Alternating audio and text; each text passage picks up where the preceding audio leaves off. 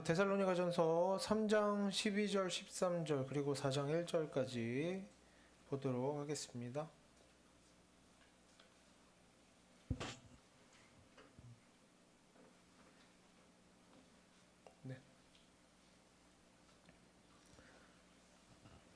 네, 함께 읽도록 하겠습니다. 또 주께서 우리가 너희를 사랑한 것 같이 너희도 피차감과 모든 사람에 대한 사랑이 더욱 많아 넘치게 하사 너희 마음을 굳건하게 하시고 우리 주 예수께서 그의 모든 성도와 함께 강림하실 때 하나님 우리 아버지 앞에서 거룩함에 흠이 없게 하시기를 원하노라. 그러므로 형제들아 우리가 끝으로 주 예수 안에서 너희에게 구하고 권면하노니 너희가 마땅히 어떻게 행하며 하나님을 기쁘시게 할 수 있는지를 우리에게 배웠으니 곧 너희가 행하는 바라 더욱 많이 힘쓰라. 아멘. 12절부터 보겠습니다. 12절 제가 읽겠습니다. 또 주께서 우리가 너희를 사랑한 것 같이 너희도 피차간과 모든 사람에 대한 사랑이 더욱 많아 넘치게 해서. 사도 바울은 이제 데살로니가전서 1장과 2장에서 계속 성도들을 칭찬합니다. 많이 칭찬하면서 뭐라고 칭찬합니까? 성도들의 신앙생활이 다른 사람들에게 본이 되었다, 모범이 되었다 이렇게 칭찬을 합니다. 하지만 그러면서도 이제 3장 뒷부분부터는 이렇게 살아야 한다라고 권면을 하는 거죠. 이제 내용을 좀 더 보면 확인을 할 수가 있는데, 지금 데살로니가 전서에서는 성도들이 뭔가 잘못을 하고 있어서 이제 권면하는 것이 아니라 이런 상황에서는 이런 상황에서 이런 것까지 할 수 있게 되기를 바란다. 이렇게 하면 더욱 좋을 것이다 하면서 사도 바울이 이제 성도들이 이미 잘하고 있는데 그럼에도 불구하고 더 나아질 수 있는 내용들을 제시를 하는 거죠.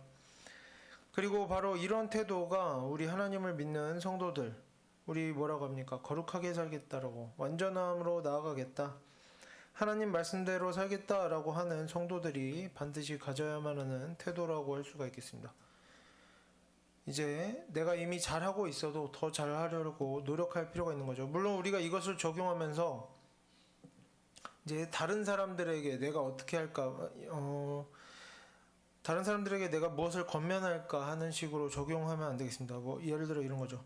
문제가 있는 사람들이 아니라 이미 잘하고 있는 사람들에게 가서 굳이 조금 이미 잘하고 있는데 굳이 조금 부족한 걸 지적하고 훈계하고 권면해야 된다, 이런 말이 절대 아닙니다.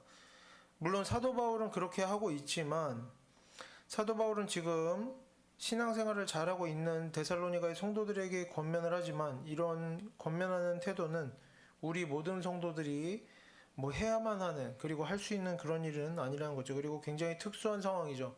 데살로니가의 성도들은 지금 여전히 신앙이 좋지만 데살로니가의 상황이 좋지가 않습니다. 고난 중에 있고 얼마든지 흔들릴 수 있는 그런 일들이 있기 때문에 이제 조심시키는 겸해서 이야기를 하는 거죠. 그리고 실제로 어떻습니까? 우리가 이것을 적용한다고 하면서 사도 바울과 같이 하려고 할 때 어떤 문제가 생길 수 있습니까? 대체로 이미 잘하고 있는 사람들에게 가서 권면하는 것은 우리에게 좋은 일이 되기보다는 무례한 일이 될 가능성이 매우 큽니다. 우리 말하는 우리나 듣는 그 사람에게도 인생을 낭비하게 하는 불필요한 일이 될 수가 있고, 심지어 하나님의 일을 방해하는 일이 될 수도 있습니다. 어떻게? 신앙생활 잘하고 있는 사람들에게 찾아가서 그런 말을 할 때 마음을 상하게 하는 것이죠. 서로 미워하게 만들고 다투고 마음 상하게 하는 일들이 얼마든지 있을 수가 있는 것입니다. 이런 거는 이제 조심하고 피해야 될 일이겠죠.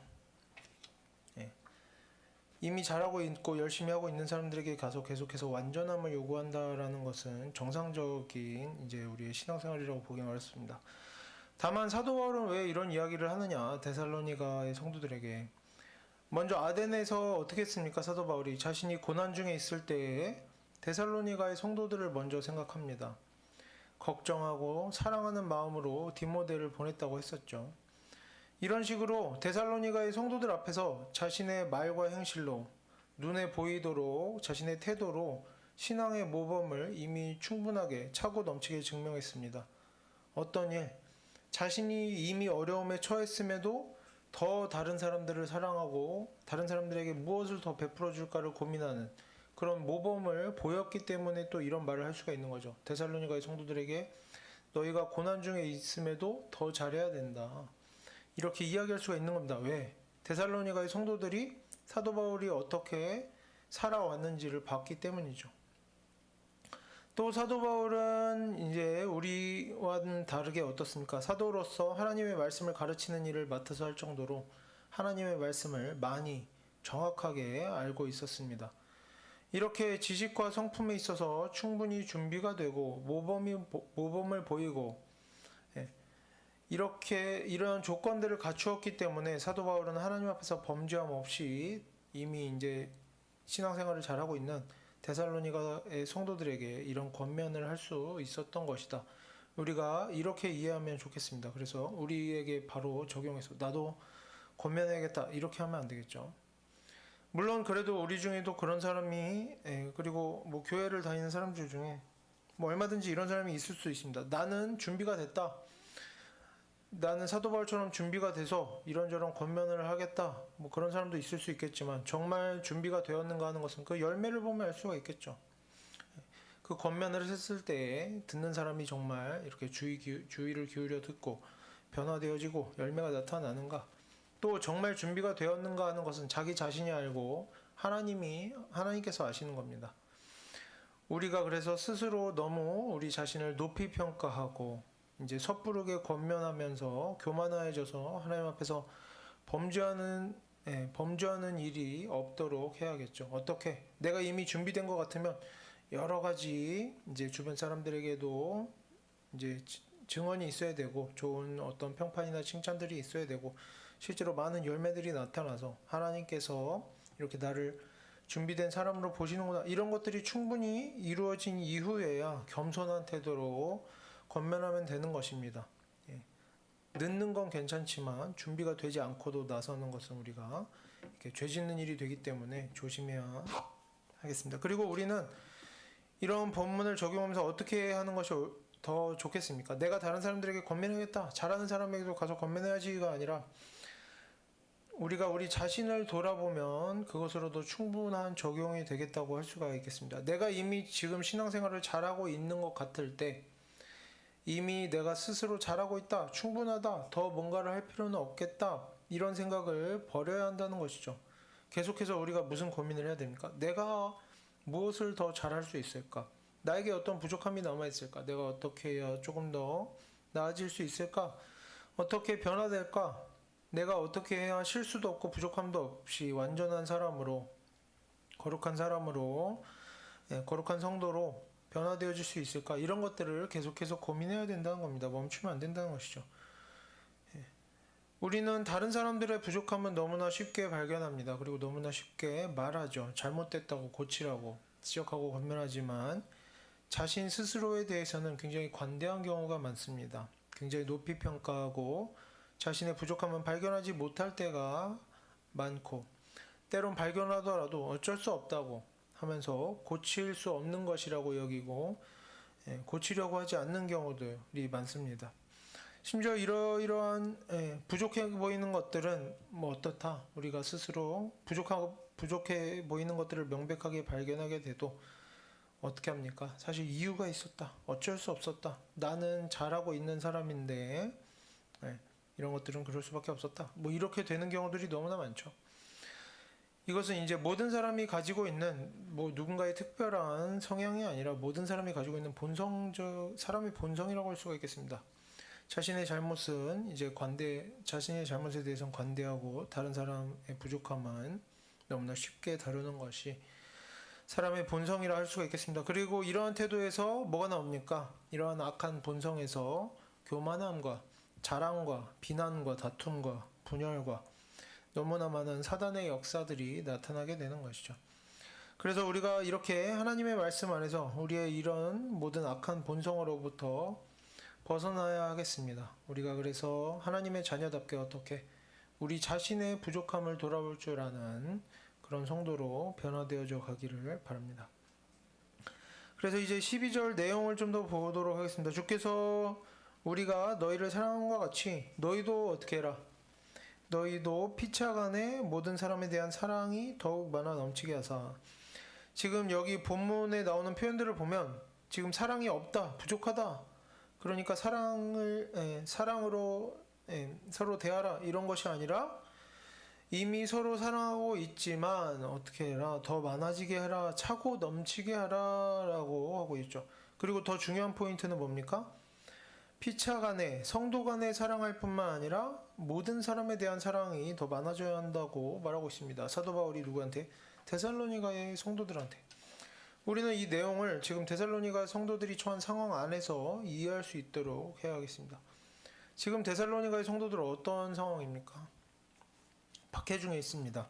그들은 하나님을 믿는다는 이유만으로 그들의 가족들, 친척들, 이웃들에게 배척당하고 정부와 공직자들로부터 비난받고 직장에서 쫓겨나고 박해를 받고 고통 중에 있는 것입니다. 이웃들에게 고통당하고 있죠. 그런데 사도 바울은 뭐라고 합니까? 성도들에게 그런 상황에서도 성도끼리만 사랑할 것이 아니다. 지금 어떻게 해라? 모든 사람에 대해서, 너희 이웃에 대해서 너희를 박해하는 자들까지 사랑해야 한다라고 하는 것입니다. 데살로니가의 성도들은 어떤 수준까지? 그들을 박해하는 사람들을 사랑하는 그런 수준까지 나아가도록 하라라는 것이죠. 물론 이렇게 사랑하라는 교훈을 적용할 때는 우리가 대상에 맞게 적용하는 지혜가 필요합니다. 사랑도 여러 가지로 표현될 수가 있으니까요. 여러 가지 말로 행동으로. 기독교인들을 박해하는 사람들을 사랑하라고 할 때에는 그 사람의 의견과 태도, 기독교를 멸시하고 하나님을 믿지 않고 사람을 고문하고 재산을 빼앗고 이런 것들까지 존중하라, 좋게 칭찬해 주어라, 이런 것이 성경에서 말하는 사랑이 아닌 것은 분명합니다. 누군가에게는 그런 의견과 그의 삶의 양식을 존중하는 것이 사랑일 수 있지만 이들에게는 아닌 것이죠. 그럼 우리가 이런 경우에 기독교인들을 박해하는 사람들의 원수들의 경우에는 어떤 식으로 사랑할 수가 있겠습니까? 우리를 괴롭게 하는 사람들이어도 우리가 때로 그들이 도움이 필요하면 도와줄 수 있습니다. 이렇게 마주보고 대화를 하게 될 때 끝까지 예의 바른 태도를 지키고 대할 수가 있습니다. 성도가 기독교를 박해하는 자들에게도 예를 들면 이런 거죠. 비 오는 날 우산을 빌려줄 수는 있는 겁니다. 이것이 하나님의 말씀에 벗어나지는 않죠. 그들이 굶주릴 때, 나를 박해하는 자들이 굶주릴 때 먹을 것을 가져다 줄 수 있는 겁니다. 그들을 상대할 때에도 말과 행동이 이제 예의 바르고 정중한 태도일 수 있는 것이죠. 이런 모습이라도 우리가 충분히 사랑이라고 부를 수가 있는 것입니다. 또 각각의 관계마다, 상황마다 우리가 아무리 원수들이어도 기독교를 박해하는 자들이어도 하나님의 말씀을 벗어나지 않는 선에서 사랑할 수 있는 방법은 얼마든지 있습니다. 그리고 이런 것들에 대해서 고민하고 애쓰다 보면 하나님의 말씀대로 살아가는 지혜가 생기는 것이죠. 다만 이 본문을 보면서 적용할 때 중요한 것은 이런 것들이라고 할 수가 있겠습니다. 악한 사람은 어떤 사람들입니까? 평소에 기독교를 박해하는 사람도 악한 사람이지만 일반적으로 어떻습니까?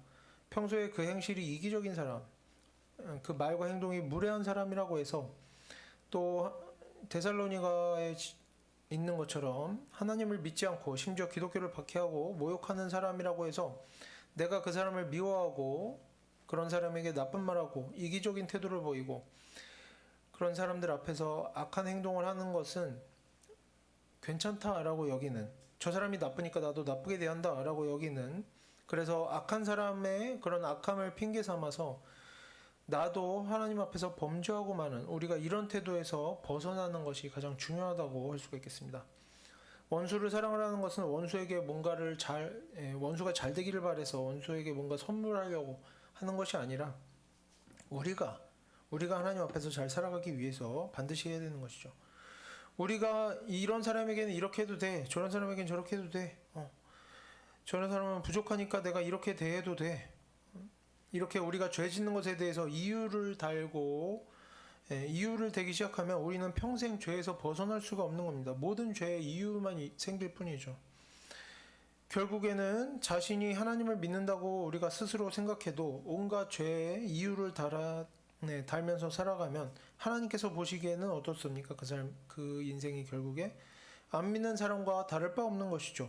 나에게 잘하는 사람에게는 친절하게 하고 나에게 고통을 주는 사람들에게는 범죄하는, 예, 안 믿는 사람과 전혀 다를 바 없는 우리가 비참한 인생을 살아갈 수밖에 없는 것입니다. 어떻게 될 때 우리가 죄에 대해서 이유를 대기 시작하면 이렇게 되는 겁니다. 어쩔 수 없었다. 이럴 수밖에 없었다. 이래서 이렇게 했다. 어쩌면 사도 바울도 물론 이제 가장 먼저는 데살로니가의 성도들이 그 신앙이 성숙해지기를 바라겠죠. 이제 서로 사랑하기를 잘하고 있으니 원수까지 사랑하면 얼마나 좋겠느냐. 단순하게는 이런 것도 있겠지만 한편으로는 어떤 것들이 있겠습니까? 성도들이 고통스러운 상황 속에서 박해받는 상황 속에서 너무나 쉽게 범죄하게 될 수 있다고 생각하는 것입니다. 기독교를 모욕하고 하나님을 모욕하고 자신들에게 고통을 주는 이웃들에 대해서 무례하게 행하고 그들에게 욕을 하고 그들 앞에서 언성 높이고 할 수가 있다는 거죠. 사람으로서는 상식적으로 이해가 됩니다. 하지만 이제 그런 범죄하는 일들에 대해서 주의를 주기 위해서 어떻게 하는 겁니까? 원수도 미워하지 말라. 원수와도 다투지 말라. 차라리 그들까지 사랑해라. 그래서 사람 앞에서는 연약한 자가 되더라도 하나님 앞에서 범죄하지 않도록 하라는 권면이 여기에 포함되어 있다고 봐도 좋겠습니다. 그래서 우리가 성도들 사이에서나 또 원수와도 같은 사람들을 대할 때에나 우리가 편안한 상황에서나 힘든 상황에서나 어떤 이유로든지 언제나 우리가 하나님의 말씀에서 벗어나서 다른 사람들의 마음을 상하게 하는 잘못된 말과 행동으로 하나님 앞에서 범죄하는 그런 일이 없게 되기를 바랍니다. 원수가 우리에게 고통을 주는 것은 그럭저럭 참으면 넘어갈 수 있는 일이지만 원수 때문에 우리가 범죄하게 되면 그것은 이제 돌이킬 수가 없는 일이 되는 것이죠. 넘어가서 13절을 함께 읽어보도록 하겠습니다.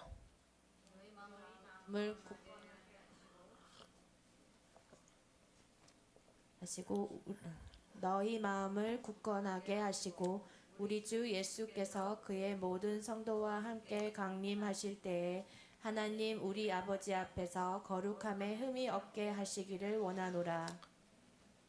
전에 3장 앞부분에서 이런 내용이 나왔었습니다. 굳건하게 하라. 환난 중에 흔들리지 마라. 이런 이야기가 나왔었죠. 오늘 다시 반복해서 나옵니다. 12절 마지막 부분과 이어서 보면 어떻게 됩니까? 사랑이 더욱 많아 넘치게 하라고 했었죠. 12절에서 좀 전에 사랑이 더욱 많아 넘치게 하사 너희 마음을 굳건하게 하시고 라고 이렇게 연결을 시켜볼 수가 있는 겁니다. 이것을 보면서 우리는 결국에 뭘 알 수가 있습니까? 원수까지도 사랑하는 이 사랑을 우리 마음에 넘치게 하는 것이 굳건하게 하는 방법이다. 환난 중에도 흔들리지 않는 방법이다. 흔들린다는 거 전에 뭐라고 했습니까? 하나님 앞에서 범죄하지 않고 살아갈 수 있는 방법이 어디에 있느냐?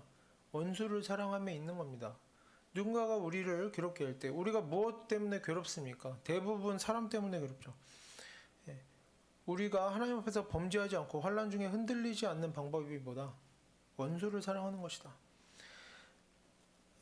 사람의 본성을 따라 살게 되면 우리는 자꾸만 이제 우리 자신을 먼저 신경 쓰게 됩니다. 상대방 마음 상하고 불편하고 기분 나빠지고 이런 것들을 신경 쓰기보다 뭐가 더 중요합니까? 내가 화나면 내 감정이 더 중요하죠. 내 기분 나쁘고 불편한 거 표현하는 게 중요합니다.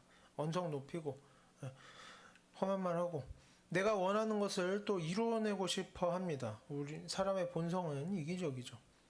그리고 포장을 하고 변명을 하게 됩니다. 내가 원하는 것을 내 마음대로 하면서는 뭐 이렇게 말할 수 있죠. 내 마음대로 한 다음에 당신도 좋아할 줄 알았다. 당신한테도 이렇게 좋은 거 주려고 한 거 아니냐.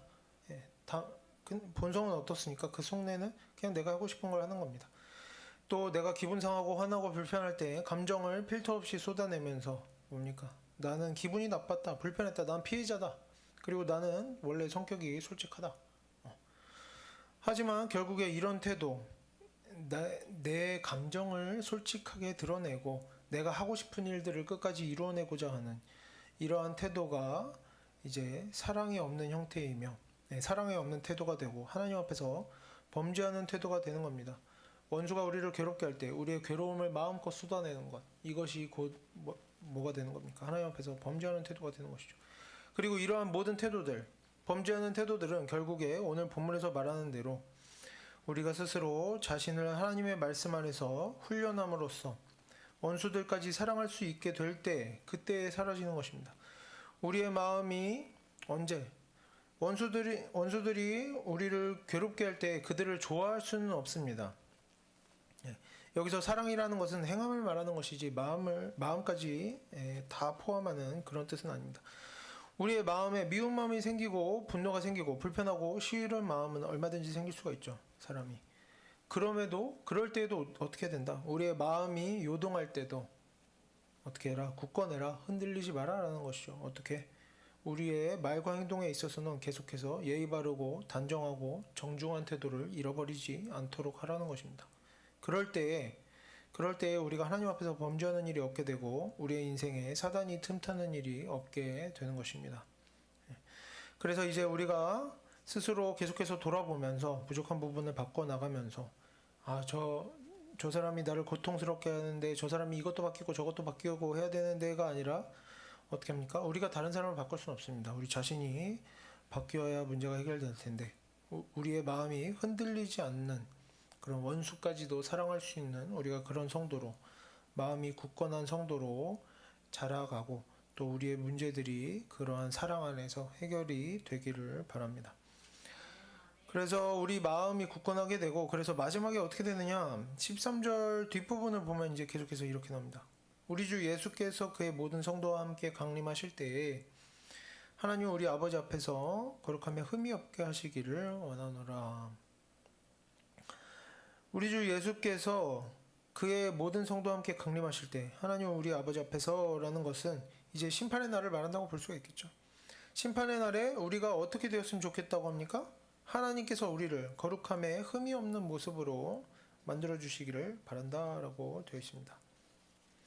우리가 다 하나님을 믿는다고 하지만 마지막 날을 준비하는 태도는 각각 다를 수가 있습니다. 그래서 우리가 내가 정말 모두에게 찾아오게 될 마지막 날, 심판의 날을 잘 준비하고 있는가는 스스로 돌아보고 점검해 봐야 할 일이겠죠. 우리가 하나님을 믿는다고 신앙 고백만 한다고 마지막 날을 다 준비했다고 할 수는 없겠습니다. 잘 계속해서 마지막 날을 생각하면서 잘 준비해야 되는데 사도 바울은 여기 성경 본문에서 이런 한 가지 기준을 제시하는 겁니다. 하나님 앞에서 우리가 어떻게 되기를 원한다? 거룩함에 흠이 없게 되기를 원한다. 그래서 우리 모든 성도가 심판날에 하나님 앞에서 거룩하게 흠이 없게 되기를 애써야 되는데 거룩함에 흠이 없다는 건 뭐냐? 여기서 먼저 흠이 없다라는 표현을 좀 보면 이 표현은 신약시대 당시 그리스 로마 사회에서 자주 사용되던 표현이었는데 지도자까지는 아니고 이상적인 시민을 묘사하는 데 사용되던 표현이었습니다. 그래서 어떤 의미였느냐?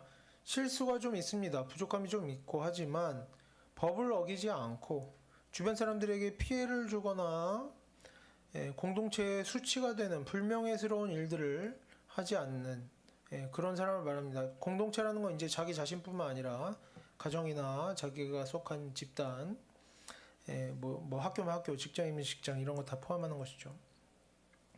수치가 되는 부끄러운 일을 하지 않고 자기가 맡은 일을 성실하게 하는 사람, 거짓과 숨기는 습관이 없는, 부패하지 않은, 무절제함이 없는, 신뢰할 만한 사람, 이런 의미를 가집니다. 이제 신뢰할 만한 사람이 된다는 건 뭡니까? 굳이 확인하지 않아도 거짓말하지 않고 숨기는 것이 없는 겁니다. 또 어떤 사람이 신뢰할 만한 사람입니까? 컨디션이 변할 때, 내 몸 상태가 어떻게 될 때, 내 감정이 어떻게 될 때, 상황이 변할 때, 그럴 때에도 문제를 일으키지 않고 자기 할 일을 다 해내는 사람, 이런 사람이 이제 신뢰할 만한 사람이고, 이렇게 신뢰할 만한 사람이 그리스 로마 사회에서 뭐라고 불렸다? 흠이 없는 사람이다라고 불린 것입니다. 조금 부족하더라도 이렇게 대체로 문제가 없는 사람이라고 볼 수가 있겠죠. 도덕적으로 완벽한 사람을 말하는 게 아니다라는 겁니다. 도덕적으로 완벽한 사람은 아니지만 최소한 법을 잘 지키는 사람보다는 더 나은, 법만 잘 지키는 게 아니라 법 잘 지키는 사람보다는 더 나은, 완전하지는 않아도 어떤 사람입니까? 도덕적으로 상당히 괜찮은 사람, 주변에서 모범이 되고 평판이 좋고 비난받을 만한 일을 노골적으로 고의적으로 하지는 않는 그런 사람이라고 볼 수가 있겠죠. 그러면 거룩함에 흠이 없다는 건 뭡니까? 성경에 나오는 내용대로 거룩함이라는 건 뭡니까? 구별됨이죠. 그래서 거룩함에 흠이 없다는 것은 이제 사회적으로 흠이 없는 사람이 될 뿐만 아니라 세상 사람들과 구별된 어떤 흠이 없음을 보여준다는 겁니다.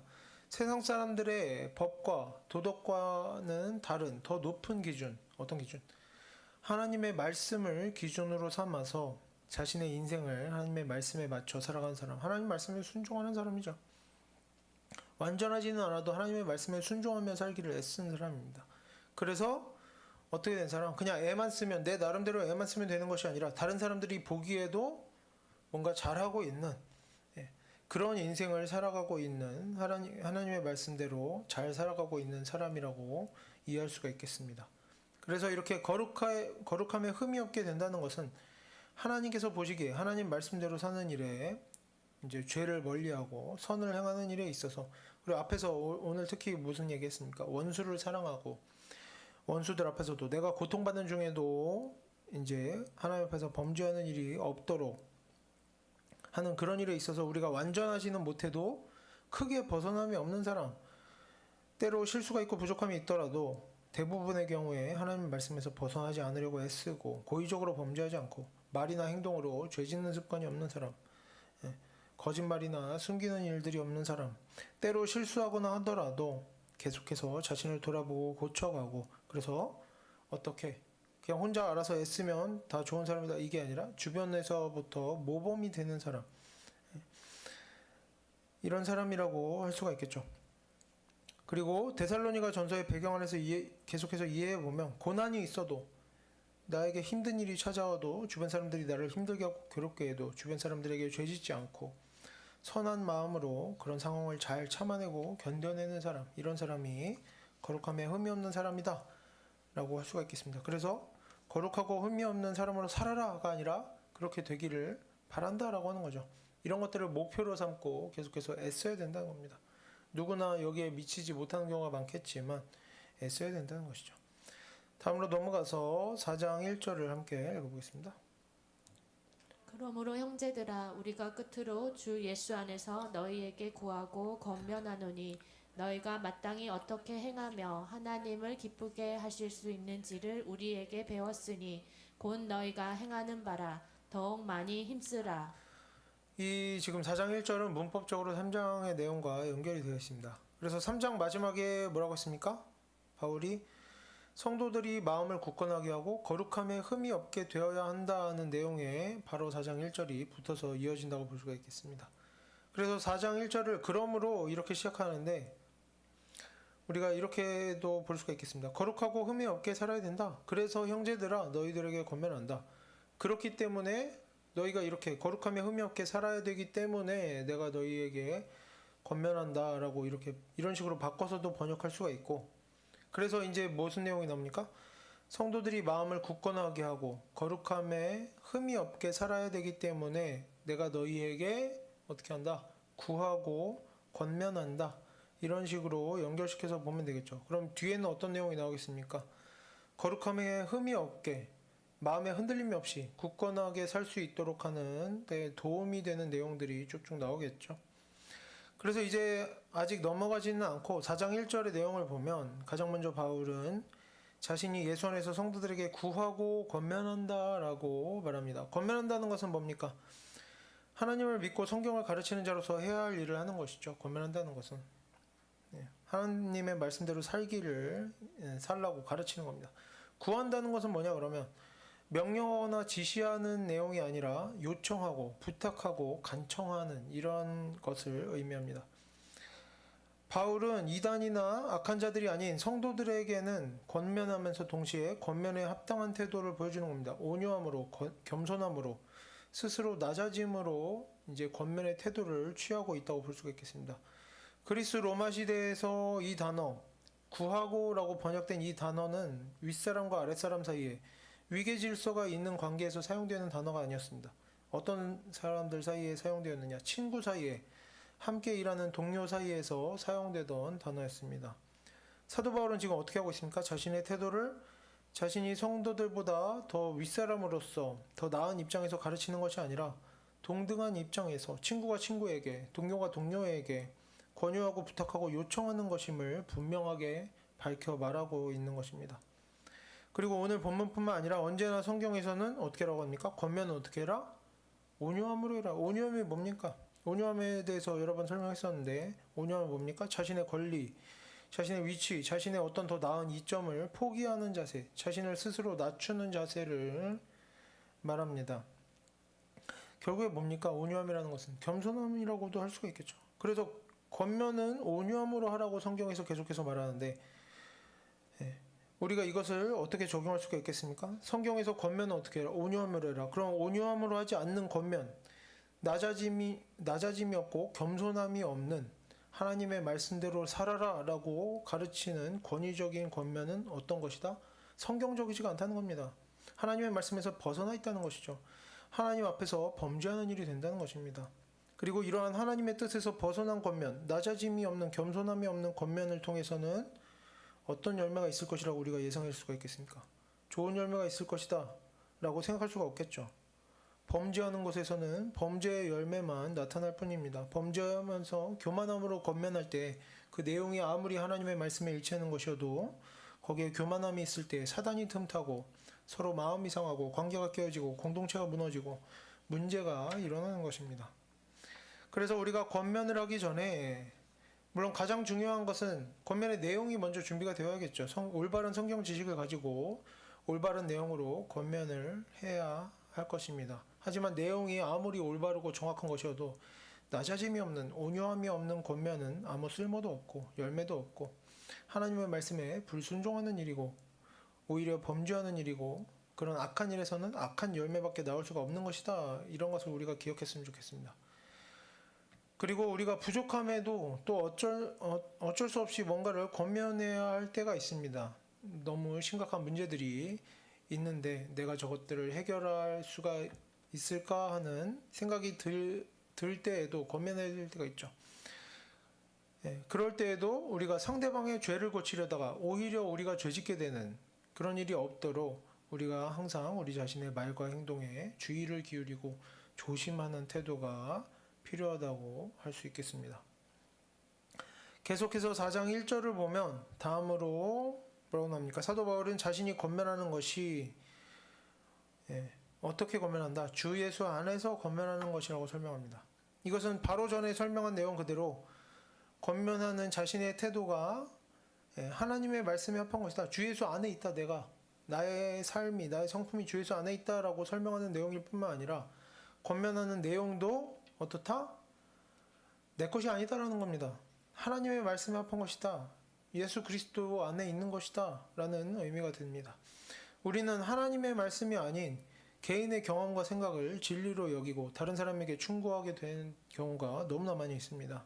하지만 한 사람의 생각과 경험은 다른 사람에게는 쓸모없는 것이 될 경우가 너무나 많이 있습니다. 왜냐? 사람은 악하고 어리석고 부족하기 때문이죠. 누구나 그렇습니다.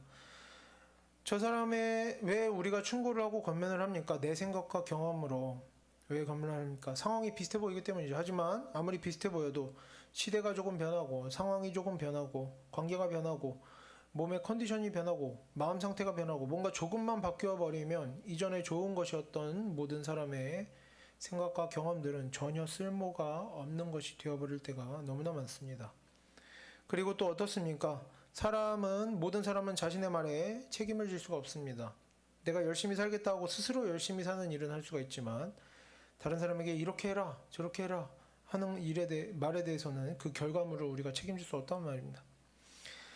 우리가 우리 자신의 생각과 경험으로 다른 사람에게 충고를 할 때에도 우리가 아무리 진심 어린 마음으로 충고를 해도 그 말에는 아무런 힘과 능력이 없습니다. 하나님께서 우리에게 원수를 사랑해라 할 때는 원수를 사랑하는 인생에 복이 있고 열매가 나타나고 변화되어지고 구원받는 그런 약속이 있는 겁니다. 힘과 능력이 있는 것이죠. 하지만 사람에게는 그런 것이 없다는 말입니다. 우리가 아무리 진심으로 충고를 해도 우리의 말에는 아무런 힘도 능력도 없습니다. 어떤 열매들을 만들어낼 수 있는 힘과 능력이 없다는 겁니다. 다른 사람의 인생을 변화시킬 수도 없고 다른 사람이 뭔가 우리의 말을 듣고 그대로 행할 때 거기서 우리가 좋은 결과물이 나타나도록 보장해 줄 수가 없다는 것이죠. 결국에 어떻습니까? 그래서 사람과 사람 사이에서는 어떤 말을 듣고 어떻게 행하든지 자기 인생은 결국에 자기가 알아서 결정하고 자기 결정과 자기 결과물들에 대해서 스스로 책임을 져야 하는 것입니다. 누군가를 우리가 완전히 믿고 그가 말한 대로 그대로 했다가 일이 완전히 잘못되어 버렸다.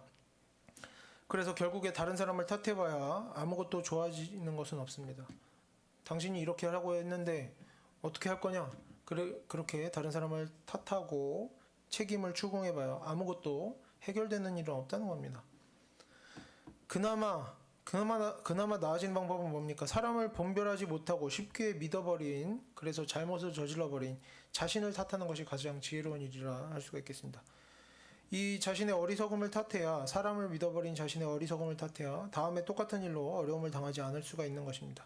그래서 우리가 다른 사람에게 말을 할 때에든 다른 사람의 말을 들을 때에든 각 사람의 개인적인 경험과 생각은 그냥 참고 수준에서만 들으면 되는 것입니다. 우리가 이것을 알아야 하는 겁니다. 사람의 말에는 아무런 힘과 능력이 없다는 것, 결과물에 대해서 그 어떤 것도 보장해주지 않는다는 것, 그 말들은 아무것도 책임져 주지 않는다는 것입니다. 그 말들은 얼마든지 잘못된 내용일 수 있고 지금의 상황과는 맞지 않을 수 있을 뿐만 아니라 결과에 대해서는 아무런 힘도 능력도 책임도 없다는 것을 우리가 언제나 기억해야 할 것입니다. 사람의 말이라는 것은 이렇게 부족하고 연약하다는 것이죠.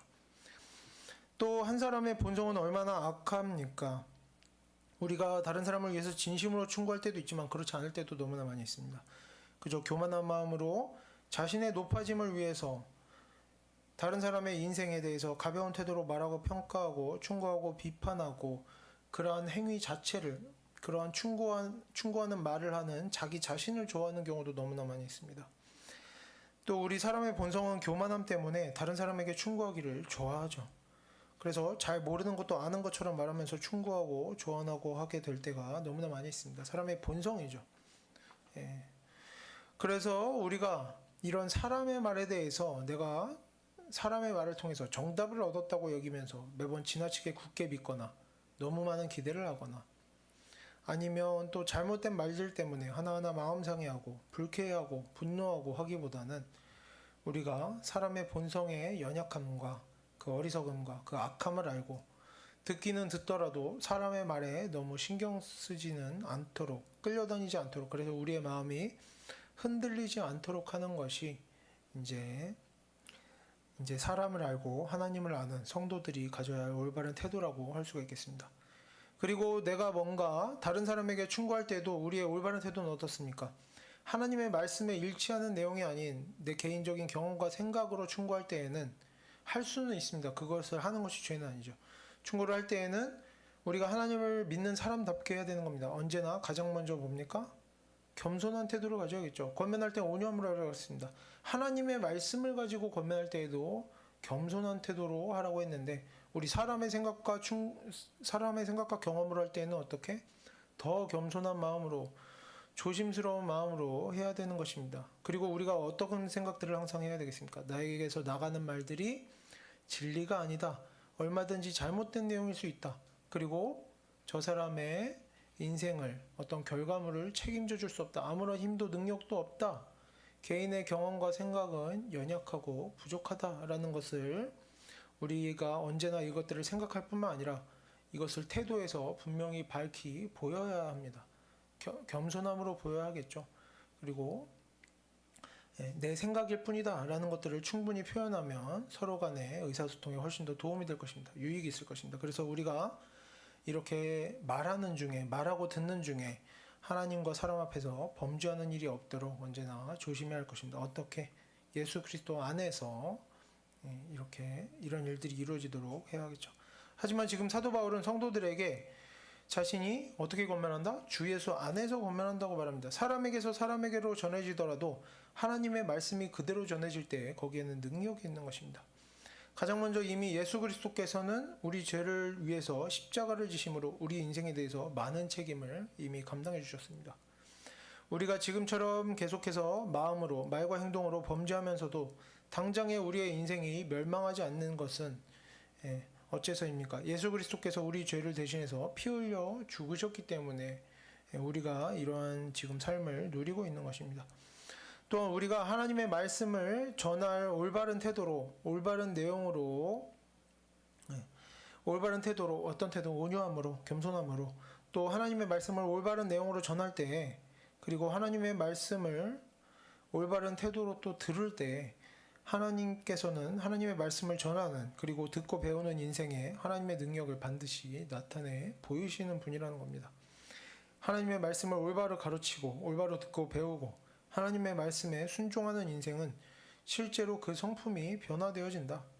그에게 하나님께서 지혜를 주신다. 주변 사람들과 관계가 변하게 하시고 우리 자신이 마주한 환경, 맡은 일에 대해서 우리가 실제로 태도가 달라지도록 만드시는 겁니다. 결국에 하나님의 말씀에 순종하는 성도의 인생에는 하나님의 자녀들에게 합당한 열매가 나타나기 시작할 수 있는 것이죠. 하나님의 말씀은 전하는 자나 듣는 자의 인생을 책임져 준다는 겁니다. 그래서 우리가 이제는 내 자신을 길이요 진리요 생명인 양 여기면서 내 자신의 경험과 생각으로 조언하고 권면하고 지적하고 비판하는 그런 태도들을 버리고 또 사람의 말에 흔들리는 그런 태도들을 버리고 우리가 오직 하나님의 말씀을 전하고 하나님의 말씀을 듣고 배우기를 힘쓰며 우리 모두가 겸손하게 하나님 말씀에 순종하는 인생을 살아가면서 우리 모두가 하나님 안에서 열매 맺고 복을 얻고 생명을 얻는 하나님의 자녀들이 되기를 바랍니다. 그래서 우리가 오늘 4장 1절 끝까지 다 보지는 못하고 너무 길어져서 끝까지 다 보지는 못하고 여기서 마무리하면서 정리하도록 하겠습니다. 우리는 권면을 할 때에나 들을 때에나 일상을 살아갈 때에 우리가 정말 언제나 겸손한 태도로 말하고 행동하며 그리고 원수까지도 사랑으로 품을 수 있는 그런 구별된 거룩한 태도로 살아가는 성도가 되기 위해서 애써야 할 것입니다. 지금으로 만족할 것이 아니라 어떻게 계속해서 변화되어져 가야 하는 것이죠. 우리가 사람으로서는 아무리 지혜롭게 살고 착하게 살아도 사람의 상식과 사람의 성품과 사람의 생각에 따라 지혜롭게 착하게 살면 그 인생의 마지막에는 심판과 멸망이 있을 뿐인 것입니다. 오직 구원은 어디에 있다? 하나님께 있다는 것, 하나님 말씀에 있다는 것을 우리가 기억했으면 좋겠습니다. 그래서 우리가 이제는 원수를 미워하는 마음들, 나를 괴롭게 하는 사람들을 미워하는 마음들, 그리고 내가 가진 대단한 생각과 경험들을 이제는 다 내려놓을 수 있었으면 좋겠습니다. 우리가 이제 하나님 말씀에 순종하겠다고 결심하고 하나님의 말씀을 기준으로 삼아서 모든 일을 결정하고 말하고 행동하는 그런 성도들이 되기를 바랍니다. 그리고 우리가 그렇게 내 자신의 마음과 생각과 경험들을 버리고 하나님 말씀대로 살아갈 때 분명 우리의 인생에 하나님의 역사하심이 나타나고 하나님의 능력이 나타나고 하나님 말씀에 순종하는 인생에 이렇게 분명히 많은 좋은 열매들이 나타나게 될 것이라 믿습니다. 기도하겠습니다.